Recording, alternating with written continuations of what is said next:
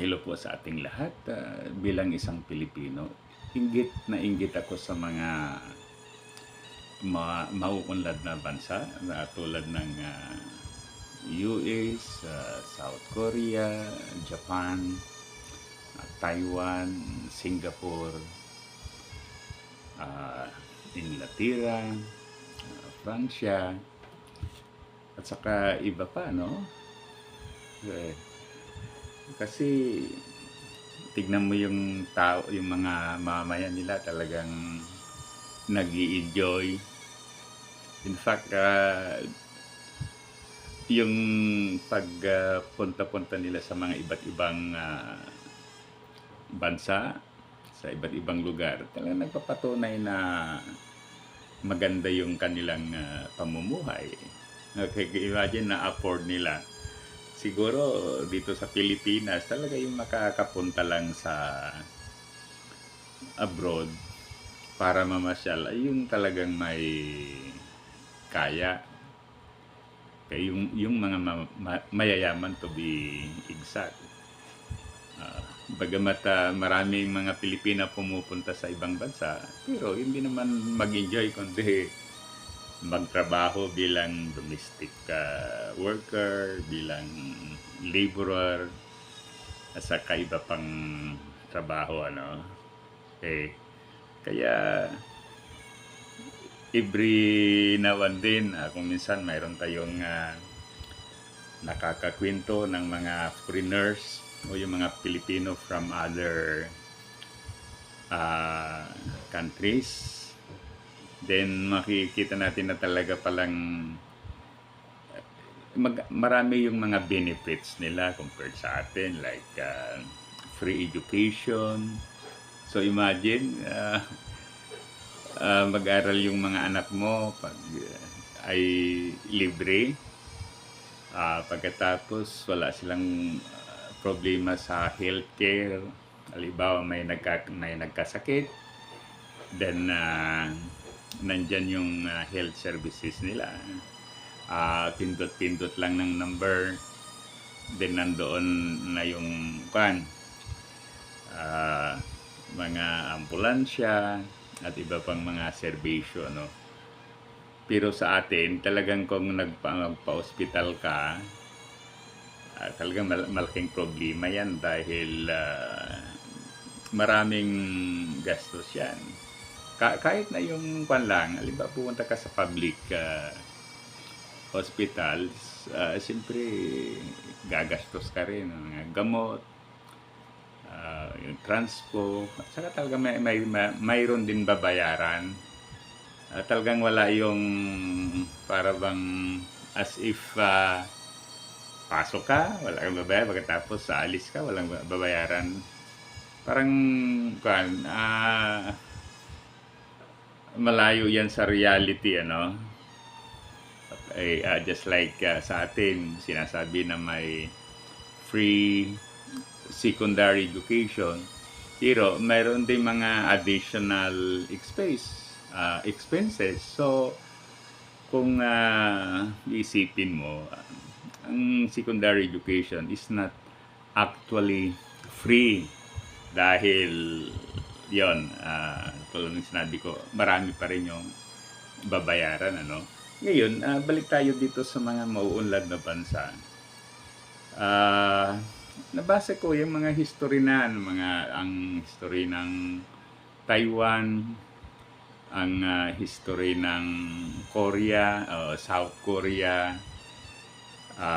Singapore, Malaysia, Indonesia, ay talagang nung mga after World War II, kung tutuusin, mas maunlad tayo kaysa mga bansang ito, ano. In fact, sinasabi na we are second to Japan in terms of development. Ang Japan, siyempre, katulad din ng Pilipinas, karaniwan din ng mga structures nila o infrastructures ay nabomba Ngunit madali silang naka-recover.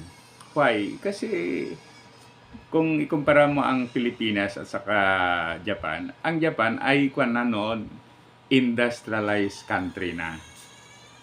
Ngayon, after World War II, ang gagawin na lang nila i-build muli yung mga factories,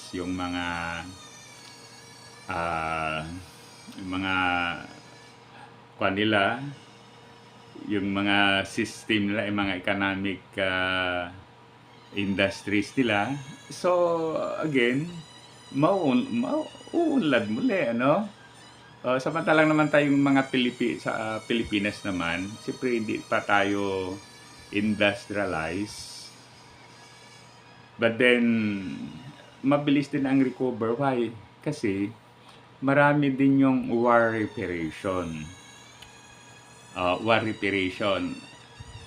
Ano ba yung war reparation na yan? Ito yung mga bayad, pinsala ng mga nasirang mga buildings, nasirang mga equipment, bayad sa mga namatay, at saka iba pa, ng mga Hapon sa Pilipinas. Siyempre, silang nagsimula ng gira, silang sumalakay dito, pagkatapos they cause so much destruction. So, binayaran nila yon. Okay. Kaya, ang nangyari, parang hindi maganda. Why? Kasi, after the war, sa totoo lang, in my own analysis, hindi nagsikap yung mga Pilipino. Kasi, inaantay na lang yung war reparation. Pagkatapos, marami pang mga Pilipino noon na pensyonado. Why? Kasi, halimbawa, yung mga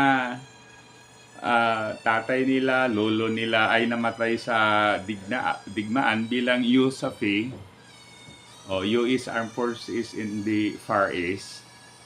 So, mayroon silang pensyon. Okay, so malaki yung pensyon nila kaya dahil dollar. In fact, during those time, ayon sa yung mga lolo ko o uncle ko, after the war, ang mga sumasayaw o kumakanta sa Mabini, mga Haponesa. Okay, siyempre, marami din yung mga pumunta dito para magtrabaho, para makatulong sa Japan. Haponese. Samantalang yung mga Pilipino naman, ayan, nag-i-enjoy. Parang itinatapon yung pira nila na galing sa pensyon, yung pangbayad and so on. So, in other words, hindi masyadong na-maximize yung resources for our national development. Okay? No. In fact, at saka ito pa yung isang scenario, So, after the war, kaagad gusto ng mga Filipino nationalist na alis na yung mga Amerikano o kaya ibibigyan tayo ng independence. So, ginawa yan ng mga Amerikano. Why? Kasi alam nila na pag iriti nila ang Pilipinas, so sila yung repair o magtayo ng mga nasirang mga istruktura dito sa Pilipinas. Okay, kaya binigyan tayo kaagad ng independence. Ngayon, ayon sa mga ibang historian, hindi sana ganyan. Binigyan pa sana natin ang Amerika ng ilang taon para sila yung magtayo nung mga nasira noong World War II. Ngunit, siyempre, tayong mga Pilipino gusto na lang natin agad na umalis yung mga Amerikano. So, gusto naman ng mga Amerikano dahil hindi sila ang maging responsible. So, parang kan hindi hindi na iplano yung pagbigay ng independence sa atin na i-consider yung recovery ng country after the war. Okay. So, yan. So, in other words, bagamat ganon, still we are second to Japan in terms of development. Kasi nandoon yung Amerika, noong bagamat umalis sila, at least nandoon pa rin yung tulong nila, ano? Ngunit, itong mga, like Taiwan, Singapore, Malaysia, South Korea, hirap na bansa yan. Noong World War II, noong Korean War, talagang tignan mo yung mga situation ng mga Korean people. Grabe ang kahirapan. Okay. So, ganon din ang Singapore. Hirap din ng mga Singaporean. Lalo-lalo na yung umalis na yung mga British forces. Kasi yan ay British colony. Pagtapos nung umalis sila, siyempre walang mga susuporta. So, hirap din nila. Ngunit, after many years, umunlad sila na tayo na na overtake tayo ng mga bansang ito. Kaya parang nakaka-disappoint bilang isang Pilipino. So, i-compare natin ngayon ang Pilipinas versus Taiwan, Pilipinas versus South Korea, Pilipinas versus South Korea, Japan, at saka iba pang mga bansa. Okay, na overtake tayo. Ngayon, ano kaya ang problems nito? Alam ba ninyo na ang pinaka-problems natin ay tayo mismo, yung mga natin, parang madali tayong manipulate ng ating mga politiko. Okay? So, sinasabi, bigyan ng mga Filipino voters, imagine, bigyan lang ng 500, 1,000. So, ayos na yung votes ng isang candidates. Ngayon, sana hindi ganyan, mga kapwa natin Pilipino. During election, isipin natin o iboto natin yung mga tao na talagang may malasakit sa bansa. Okay. Yung mga halimbawa, candidates na may record of corruption, pag na natin silang iboto, okay, yung mga sikat na tao na alam natin na talagang wala naman, let's say, idea na mai-contribute kung paano uunlad ang bansa, itsapira natin. Yung natin na yung tao, kahit hindi kilala, but then alam natin na makakatulong sila. Then, yun ang natin, Magagaling tayong mga Pilipino. Bagamat ganito ang sitwasyon, makikita rin yung little development. Ngunit, hindi lang tayo after little development. We should aspire or aim yung higher level of development. Yung yung yung bansa natin talaga ay isang industrialized country. Yung Pilipino ay hindi kailangan pumunta ng abroad para maghanap buhay dahil maraming hanap buhay dito. Yung bang ang mga Pilipino ay pag halimbawa sila ay nagkasakit, hindi nila problemahin yung papa-hospital dahil it will be shouldered by the government. Yung bang yung educational system natin hindi na rin na problema ng kan. Okay. Ngayon ma-achieve lang natin yan kung yung mga kwan natin, yung mga leaders natin ay may genuine na malasakit at pagmamahal sa bayan.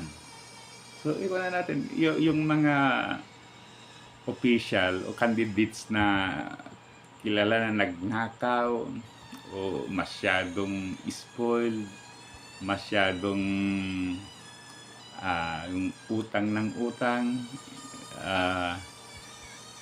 yung gastadura, gastos doon, gastos dito, na habang ang mga Pilipino ay naghihirap.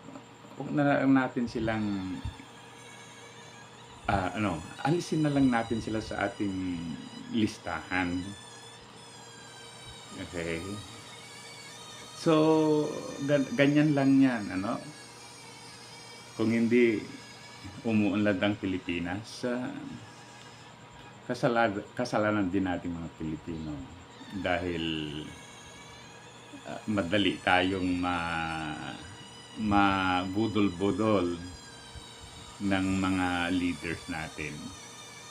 So imagine naman mga kapwa-Pilipino, maniniwala pa kayo sa Taliano Gold?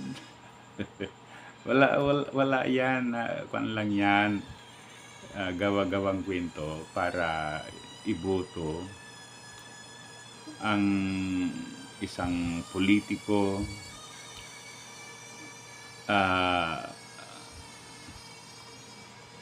na talagang wala din talagang malayo din sa katotohanan yung sinasabing ginto na yan bula yan, budol-budol.